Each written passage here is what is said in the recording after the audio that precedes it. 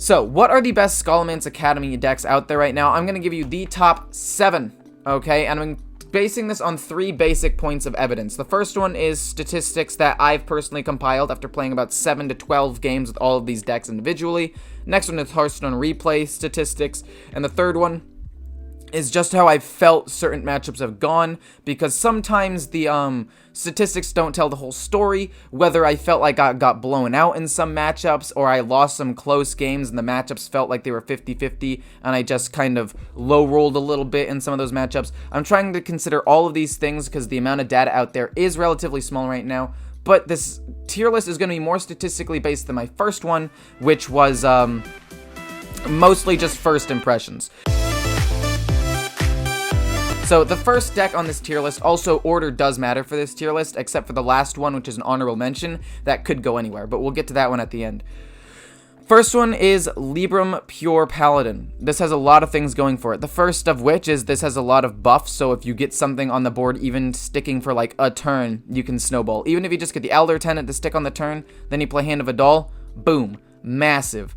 Goody 2 shields, Divine Shield, they get rid of it, you're able to trade into something else, and then boom, you buff it.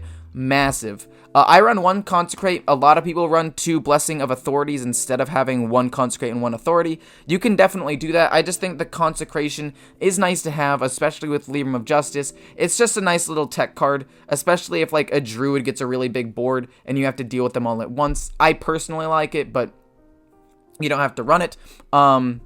And if you go down the list, you have the High Abyss Allura, and if you cast a spell, just imagine casting a cheap spell like the First Day of School, or Hand of Adal, or Libram of Wisdom on something, and then seeing Libram of Hope, or the Blessing of Authority, or Blessing of Kings going on the High Abyss and making it a much bigger minion, and then the next turn, playing the Argent Braggart and just blowing the game wide open. Like, this deck just snowballs so incredibly hard, and it's very difficult for people to deal with this deck, especially considering the fact that you have Lady Liadrin, which can give you more big minions if they do happen to wipe your board. It gives you back Librams of Hope sometimes, and it gives you back a lot of these big pump spells.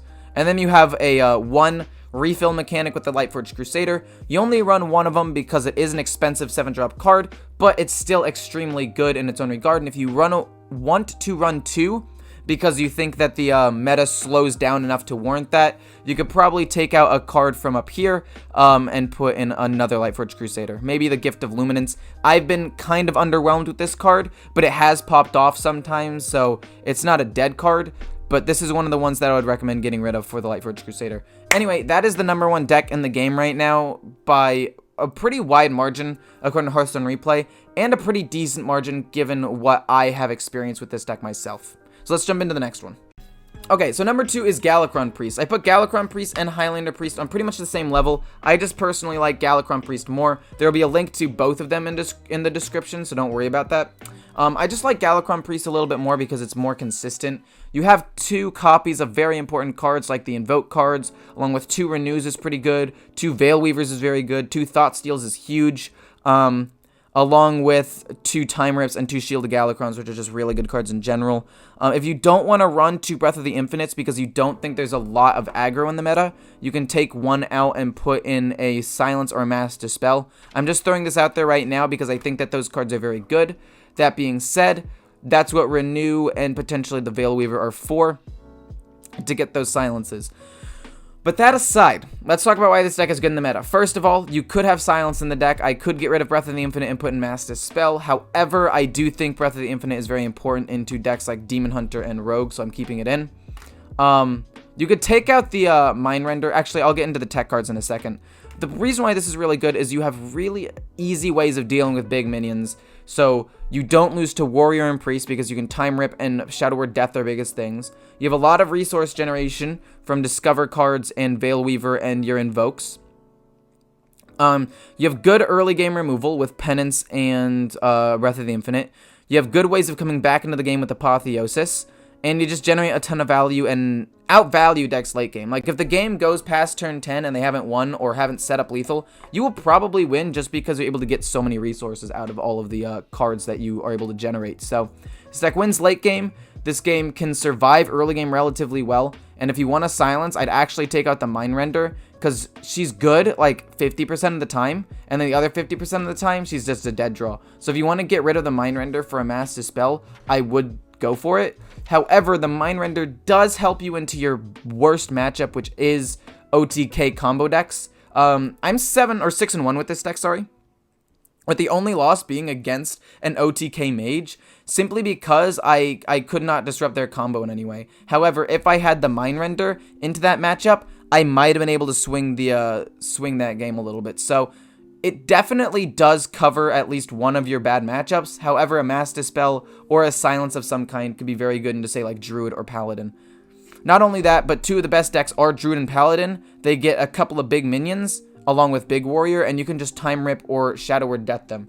Like, this covers all of your bases except for combo decks, and those aren't really popular in the meta right now, so it's a very, very strong deck.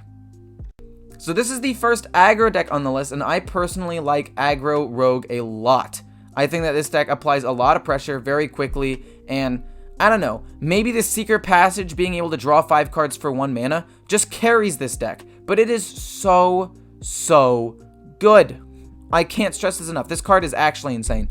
But not only that, not only do you have a really good refill mechanic, not only do you still have Edwin to cheese out big boards early, and the self-sharpening sword that you can pump up relatively easily with the Doctor, or Deadly Poison, which allows you to cheese out good minions from Steel Dancer, but it just applies a lot of pressure on its own. Like, people aren't running weapon removal right now for some reason, even though weapons are hugely important, and the self-sharpening sword is going to be able to do 1 plus 2 plus 3 plus 4 plus 4 damage in total, which gives you a total of 10 damage for 3 mana, assuming no extra pumps.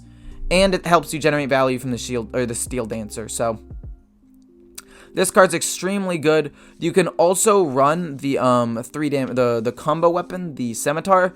I personally like Sap though, because you're able to generate weapons yourself with your hero power, and the Sap allows you to get rid of a taunt. However, what's probably better is getting rid of 1 Sap and putting in 1 hooked Scimitar back in. But it's up to you. I just think Sap is really, really good at stopping, again, Paladin and Druid, which have big buffed minions. The Sap gets rid of the taunt for 2 mana. It can be really, really efficient. So I personally just like it, but it's up to you. Point is, this deck can apply a lot of pressure. It can rush down some of those slower decks really quickly, and if you're playing against a slower deck and they get out a big minion, you can just sap it and get yourself the tempo back. So honestly, it's a really, really good deck, and I would recommend it to people who want to play a more aggressive style. If you don't have Lillian or Doctor, or Jandis, or even Edwin, actually. For all of the legendaries, what you could potentially do is you could put in, say, like an Evil Miscreant to generate you some more resources. Obviously, you can put the Hook Scimitar back in. And if you have Captain Greenskin, I'd say try to put him in if you don't have the Doctor. And that is about it. Or I guess Questing Explorer could be good instead of an Edwin if you have that. But I'd only run like 1 copy because it's not like insane value. But yeah, this deck is actually quite solid. I've had great success with it over the course of like 9 games. I think I'm like 6-3. It's not as powerful as some of the other decks on the list, but it's still pretty consistent. It's a fast deck, and a lot of decks don't really have a way of dealing with it right now. So I'd say it's solid. Go ahead, play it, and we'll jump into the next one. Now, Ramp Druid is very close to Stealth Rogue. I think that this is the closest difference between like one place and another place. I could see Ramp Druid being number 3 on some lists and Stealth Rogue being number 3, or maybe even lower on some other lists. I just personally like the feel of Stealth Rogue a lot because I like fairly aggressive decks, because I don't like getting cheesed by decks like, you know, Ramp Druid and Priest. I like being able to try to kill them off before they're able to get a ton of value and kill me. It's a personal preference, so if you think Ramp Druid is better, that's fine, and it actually might be, right? But personally, I don't like the fact that Ramp Druid feels very coin flippy, where if you don't get Ramp, you could just get blown out really quickly. And because of that, and the fact that sometimes you just feel helpless with this deck, I put it as number 4. Is this deck exceptionally strong? Absolutely. Do you get a ton of value, and is it relatively consistent?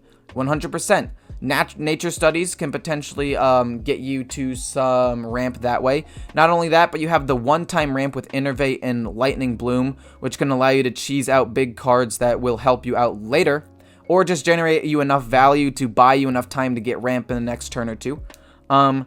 And you have insane late game with Ysera, Survival of the Fittest, and Kael'thas with some pretty good power spikes as well with him. So across the board, this deck has pretty much everything going for it, except for the fact that if you don't get the ramp, like any of the ramp cards, whether it be Innervate, Lightning Bloom, or Overgrowth, you just kind of feel helpless. And I don't personally like that. So this deck is absolutely strong. It's a top 5 deck, potentially top 3, depending on how much time you spend learning how to play the deck, and depending on the style you like, because sometimes you'll just excel at a certain style and just not excel at others. So yeah, this deck is very good. Easily number 4 or 3. It's definitely up there, and I would highly recommend this deck if you want a fairly cheap deck to play. If you don't have the speaker, you could run another Lake Thrasher as another beast for the guardian animals. Kael'thas was free, and Ysera you can't really replace because the late game you generate from Ysera is just absurd. So anyway, let's jump into number 5. So the next deck is Face Demon Hunter. Now I think this deck is a lot better than people give it credit for. This deck can blow out druids, the ramp druids that are fairly slow, especially if they don't have ramp. This is one of those decks that can really punish it. And then Paladins don't run Consecrate now for some reason, so you can run over the board that way. And if Priests and Mages don't have removal on curve, you can run over those games as well. It is a little bit dependent on the opponent low rolling, not necessarily you high rolling, I guess. And because of that, I do think that it is a little bit lower than some of the other decks on this list. Like Galakrond Priest, Paladin, and Ramp Druid all have outs against this deck. It's just a matter of, like, do they get them or not? And because that's kind of the win condition of Demon Hunter, and the fact that it has no real direct damage, due to the fact that it doesn't have, like, Metamorphosis or Altruist or the Warglaives to kill off taunts, all it has is Kane's Sunfury. I think that the deck is a little bit worse than those other ones that were listed above, but it's still extremely powerful. Yeah, I think that this deck is quite strong. It's fairly cheap, it's fairly easy to play, and if you don't have one of the legendaries or either, you can run another Kobold Spellkin if you want, and maybe like a Metamorphosis, or potentially even, what's it called, the Gladebound Adept instead of some of these guys, so you can have a little bit of that direct damage if you need it. And that is about it for this deck. It's a pretty straightforward, simple, just pure face deck. I think it's the best face deck in the meta right now. I think Face Rogue and Face Hunter are just worse, and yeah, I think this deck is pretty solid. Let's move on to the next one. So this is actually the first deck that I personally don't like a ton that is on this list, right? The reason why it's on this list is because according to Hearthstone Replay, it's a top 5 deck, or potentially a top 5 deck, depending on like whatever rank you look at. And my win rate with it was 5-3, so it wasn't awful. But the matchups just felt so close. And I always felt like if they have this one removal, then that will completely swing the tide of the game, right? However, all that being said, the win rates speak for themselves, and this deck is relatively good. If you play against aggro decks, you have a lot of responses to that, and you probably won't die. And if you play against a slower control deck, or like, I guess, a mage, I guess a priest will always destroy you. But if you play against like a mage or a druid, you might be able to outvalue them if the minions you get out are big enough, if you don't low roll. And I think that this deck does do well into aggro matchups and even druid to some extent from my experience. I've only played 2 games against druid and I won them both because I killed off some of their biggest minions with Blade Storm and or Shield Slam. Then I got good things off of Commencement that he wasn't necessarily able to kill, and then I just ran away with the game after that. So obviously this deck can work, but it's just a little bit weird. It feels weird to not really have many things or many minions to play for the first like 7 turns, other than a couple of removal spells and maybe a weapon. That being said, it's still a very strong deck, as I've said a couple of times now. It's got pretty decent draw with Corsair Cache, along with thinning out the deck with things like Commencement, along with Resource Generation with Athletic Studies. So the draw isn't insane. Also Shield Block, but it's definitely there for at least a little bit of cycle and Resource Generation, so you never really feel like you don't have anything to do either. The deck's it just runs fine. I don't think it's anything spectacular, but I think that this style of deck is just kind of good right now, and I would recommend it. That's pretty much it. I hope you guys enjoy. No, we actually have number 7, the honorable mention, where I don't really know where it lies on this list, but I personally would put it probably in the middle. The last one is Control Demon Hunter. Now, I've already made a video on this. Actually, no, I haven't. It's coming out in like 8 hours, so check that out if you haven't already. But this deck is actually super duper strong. I've had immense success with it. I think I'm 6-0 with it. Most of the matchups have felt pretty good, and you have a lot of responses to a lot of things. Like, I've played against a Druid so far. Having the Mage Hunter to silence those big minions can be really, really helpful, along with discovering a silence off of the Vulpera Scoundrel. You can slow down Druids and other combo decks with things like Mana Burn and the Cult Neophyte, which is extremely good as well. You just have to time it correctly. You have good late game potential with Nathronimus, the Warlord, the Sociologist, and even Metamorphosis to finish him off. And then you have the Soul Fragment synergy with cards like, the Lapidary to push 5 damage to the face, and stop all aggro dead in their tracks with the Shard Shatterer Mystic. Like, this deck has good control, it's got decent life gain with the Soul Fragments and the Ashtung Battlelord, and it has pretty solid, consistent late game. Everything about this deck feels really good, especially the Acidic Swamp Ooze, where I will straight up win games by killing off an opponent's weapon, like killing off a warrior's weapon that he needs, whether it be like the Bulwark, or a Wrench Caliber, or the new 4/2 Cleave weapon, or killing off a Paladin weapon as well. Those are the 2 main ones that use it. This deck is absolutely phenomenal. This also wrecks Paladin decks. I will say that if you don't draw the silence off of this, or the Vulpera Scoundrel, those decks that get a couple of big minions can be problematic, but that's what the Coilfang Warlord's for, as just one last-ditch effort to control the board if you do lose control to some big minions. So, overall, I absolutely love this deck. I'd put it in the middle of the pack, probably a little bit lower than Ramp and Ramp Druid and Stealth Rogue, but like potentially on the level of those other decks. Right now, I'm absolutely loving it. It's the deck that I've seen the least, so since I only have my games to go off of, I can't really give it any better than an honorable mention because of the lack of statistics on it. But as I play this deck more, and I will play this deck more, by the way, I will continue to give you information and tell you if this rises in the tier list a little bit. I definitely think it's better than Big Warrior, by the way. But, again, lack of statistics means I can't super back it up, which is why I'm putting it as an honorable mention. Anyway, hope you guys enjoyed. If you guys do enjoy this kind of content, feel free to like, comment, and subscribe. If you think I missed a deck, please let me know in the comments below. I'll take a look at it and try to reassess my tier list again a little bit later. And, yeah, hope you guys enjoyed the video, and I'll see you in the next one. Bye!